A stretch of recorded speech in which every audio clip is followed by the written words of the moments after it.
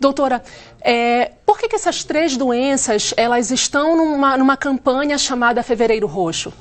Acredito que, como foi mencionado, porque são doenças crônicas, foi mencionado também que elas não têm cura, todas têm tratamento, têm controle, mas não têm cura e são doenças que a gente sabe que pode afetar a qualidade de vida dos pacientes, pode ter impacto no dia a dia e por isso tem que ter sempre campanha não só para alertar a população do diagnóstico, mas também para estimular a população que tem ou pode ter a doença a procurar ajuda médica. O que caracteriza cada uma delas? Bom, o lúpus é uma doença autoimune, né? Uma doença inflamatória crônica de base imunológica, genética. A gente diz que é uma desregulação do sistema imunológico e o indivíduo passa a produzir anticorpos contra as próprias células, proteínas das próprias células, e isso vai levando a um cenário clínico bastante rico e diverso. Então, o lúpus não é uma doença única, ela é um espectro de várias manifestações de várias doenças. A fibromialgia já não é uma doença inflamatória, é uma síndrome de dor difusa, é uma síndrome dolorosa crônica, músculo-esquelética, e nesse momento já não se considera uma doença inflamatória. E sim, é como se o indivíduo tivesse uma amplificação, que a gente chama, do sistema nervoso central na percepção da dor.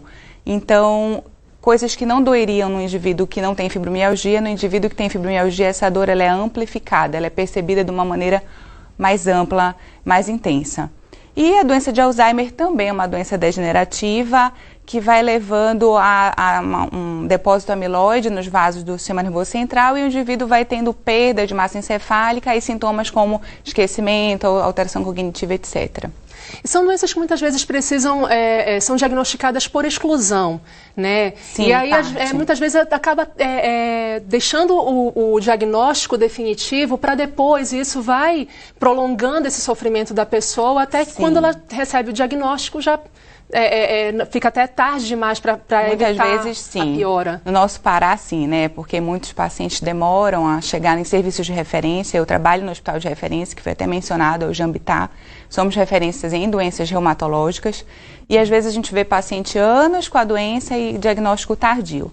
Mas não tem, assim, particularmente em relação a lúpus, não tem um exame que diga assim, qual é o exame que eu faço para saber se eu tenho risco de ter lúpus? É uma pergunta que muita gente faz.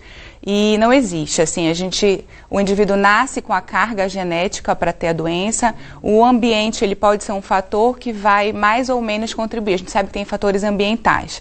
Então, se você disser, doutora, tem algum exame que saiba se eu tenho risco de ter lúpus? Muitas vezes mandam a gente com um exame chamado FAM, que é uma pesquisa de autoanticorpos positivo. Esse exame ele não serve para triagem, ele serve para diagnóstico num contexto clínico definido. Então, essa é uma mensagem que eu gostaria de deixar.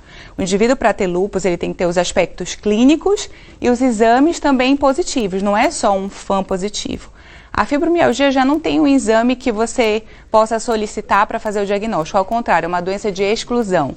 Dentro do indivíduo que tem dor crônica, difusa, músculo-esquelética, fadiga, alterações de sono, às vezes depressão, ansiedade, você vai fazer uma investigação diagnóstica, por exemplo, exames de tireoide, um hemograma, a gente faz um rastreio, se tudo normal, esse indivíduo sim pode se classificar como fibromialgia. Então, uma doença mais de exclusão, não tem um exame que confirme a doença. E a doença de Alzheimer também, a gente tem os aspectos clínicos e a ressonância magnética ela também ajuda a excluir outras causas. Tem alguns achados mais típicos da doença de Alzheimer, mas nas fases mais precoces ela pode ser normal. Então o diagnóstico também é clínico. E, doutora, caso a pessoa esteja suspeitando de alguma coisa, a quem ela deve recorrer? Existe algum lugar específico onde ela deve ir? Pois é, o médico inicialmente que acompanha é o clínico geral, né? Então, se você está tendo dores articulares, se você está tendo cansaço, sono excessivo, você tem que procurar um clínico geral. Provavelmente ele vai fazer uma triagem inicial dos exames e a partir daí ele vai encaminhar para um especialista um expert naquela área, entendeu? Entendi, doutora. Muito obrigada pela sua participação. Eu que agradeço o convite. Viu? Conte comigo se precisar outras vezes.